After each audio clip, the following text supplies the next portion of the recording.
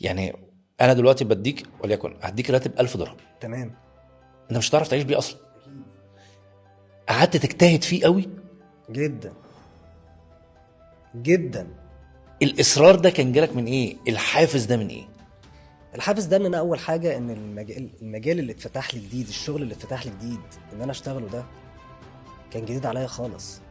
كان ان انا اشتغل في البورصه، في الستوك ماركت، تمام، في اوراق ماليه، اليونيفورم بتاعي لابس بدله زي البيزنس مان، زي رجال الاعمال، زي موظفين البنوك، زي حاجات اللي هو الشخصيات المهمه. حبيت ده قوي، لمسته. هبيع ايه؟ هبيع حاجات جميله جدا، هبيع اسهم، هبيع كوموديتيز، هبيع هتكلم في سياسه، هتكلم في اقتصاد. انت بتتابع الاخبار كلها وبتتابع هعامل كل التفاصيل. الكلاينت اللي انا بتعامل معاه مين؟ الكلاينت اللي انا بتعامل معاه من جميع الفئات، من اول عمال النظافه لحد إيه، الهاي ليفل. رؤساء الاموال، او بمعنى اصح الهاي ليفل. تمام. حبيت كتجربه جديده، وحبيت ان انا لما اتعلمها اكيد هنجح فيها. ومش كل العدد اللي شغالين في المجال ده او في المكان ده اللي انا اشتغلت فيه اكيد ما بيعملوش، برغم ان انا كنت هي دي محظور اللي انا بقولها لك. بتارجت، او محظور ان انا مش هيتعمل لي اقامه، او مش هينزل لي سالري او ده، او قال لما تجيب غير ديل لما اجيب في اول ديل. حاجه انت بس خلينا. بالظبط انت مش بالظبط. قابلت عقوبات او صعوبات، انت قابلت حاجات كوارث.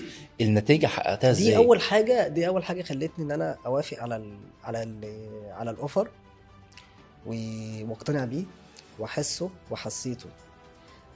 بدات ان انا اذاكر، اروح البيت بعد الشغل اذاكر، اذاكر تنميه بشريه، اذاكر سياسه واقتصاد، اذاكر هي دي اللي شكلت بقى محمود. اذاكر في فن البيع، اذاكر ازاي اتعامل مع الناس في تليفون، ابيع لهم شيء مش ملموس، تمنه شقة عمره، الجرانتي فيه زيرو، الريسك فيه 100%.